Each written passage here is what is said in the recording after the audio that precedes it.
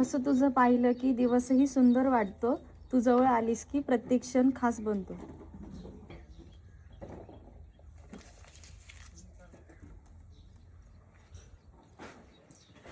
Hello.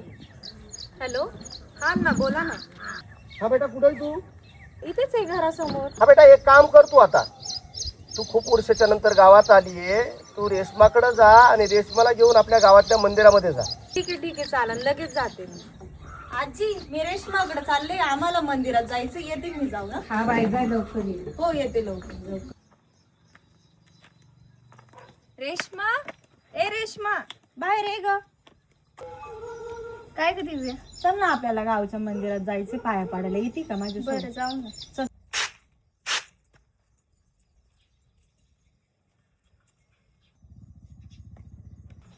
काय ग बाई, कोणाची ग तू?